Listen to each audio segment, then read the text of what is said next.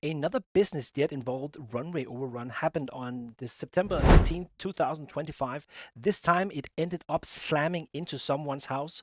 The aircraft, a Cessna Citation CJ4 with registration number November 577 Romeo Tango, was on a approach to Mayfield Graves County Airport in western Kentucky.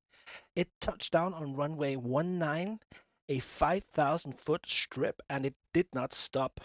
Instead, the jet ran off the far end of the runway and crashed directly into the corner of a residential home.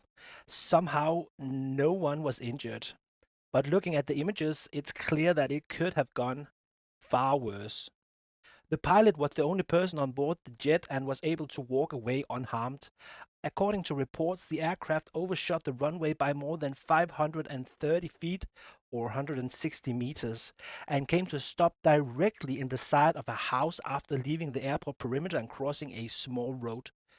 There was no fire, but the jet suffered substantial damage, and so did the house. So, what went wrong here? To figure that out, we need to rewind and take a closer look at the approach. Before we break down the crash day approach, let's take a look at what a normal stabilized landing looks like on this exact aircraft at this exact airport. This is the RNAV GPS approach to runway 19 at Mayfield. The approach begins at Jody, the initial fix, and you're not allowed to cross that point below 2,400 feet. From there, the aircraft flies a heading of 186 degrees straight in towards Sept, the final approach fix. The descent starts after Sept, passing through Yopku, which sits just 1.4 miles from the runway. At that point, the aircraft should be no lower than 1,020 feet. Depending on your avionics setup, you'll have a different minimum descent altitude. But in any case, if the runway is not in sight by any of these altitudes, you're expected to go around. Here is the ADS-B data from a previous flight on July the 14th. This is the same aircraft and the same airport, and we are flying what looks like a textbook ANAV approach to runway 19. Everything is stable, the descent rate is smooth, the speed bleeds up gradually, and the aircraft stays right on profile all the way until the ADS-B coverage ends. We're going to use this road KY483 as a reference point to compare with the two next approaches I've found for you, because when you look at the approach on the day of the crash, you'll see just how far things were off. So this is the second approach, flown just 5 days later on July the 19th. This one wasn't flown using the RNAV procedure. It looks more like a visual approach with a turning point that lines up almost exactly with the road KY483. Now, compared to the RNAV approach, this one definitely is a little higher and a bit less structured, but it's still a fine visual approach.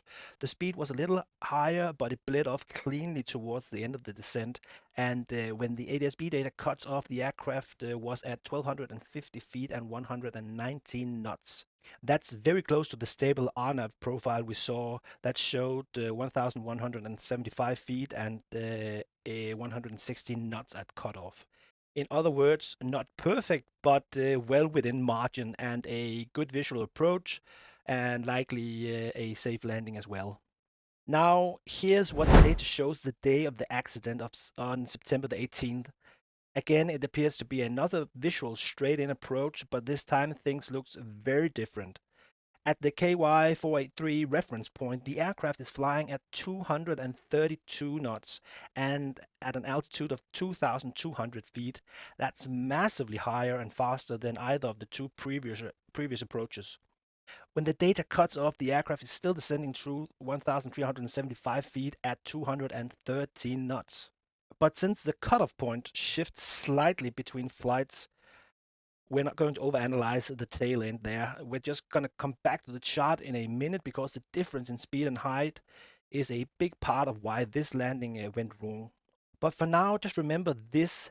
The crash approach was nearly 80 knots faster and almost 1,000 feet higher at the reference point as we were in the stabilized and very well executed RNAV approach.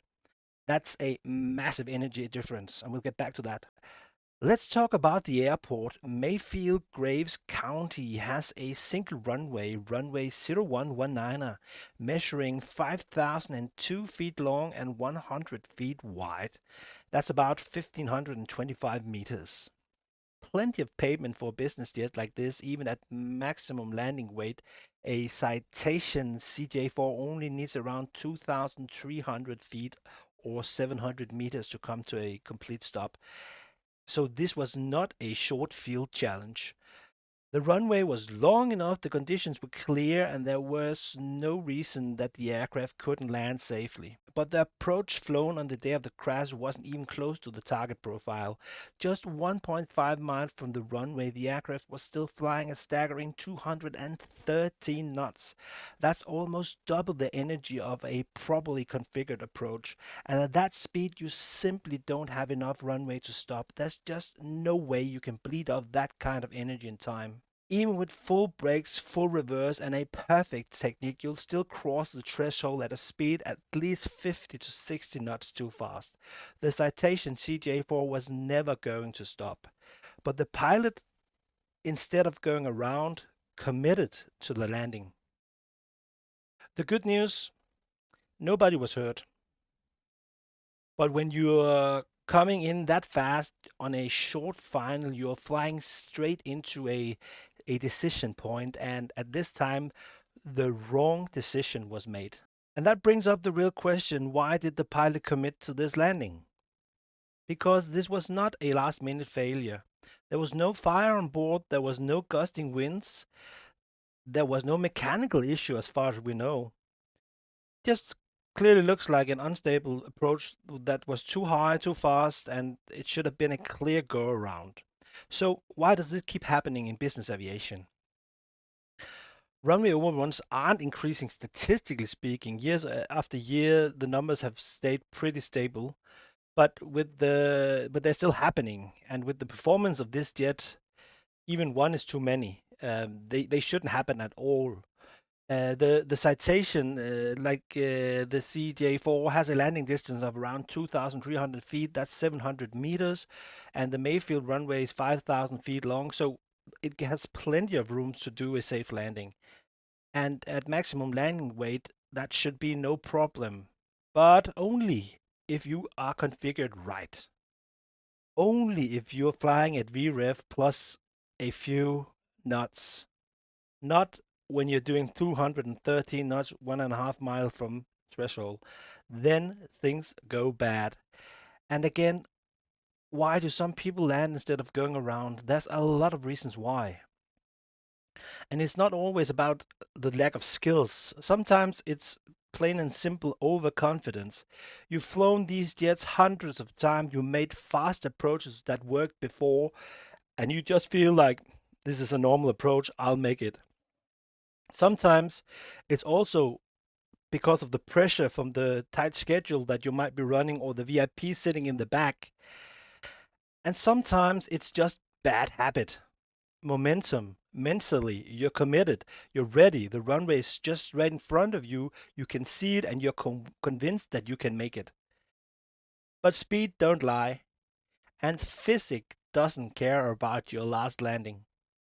At 213 knots, you're just let's say, a little too fast. There's simply no time and no runway to recover from that. And your only option should be a go around. So, what do you think? Have you ever been in a situation inside the cockpit where you felt so much pressure to commit to a landing, even when your gut said that you needed to go around? Please drop a comment below. I would love to hear your experiences and to be able to learn from your lessons. And if you found this breakdown helpful, give this video a big thumbs up. It helps the video get out to more people, and also I would love a subscribe from you. That would go a long way for me personally. So thanks for being here, and as always, stay safe, stay sharp, and I'll see you in the next one.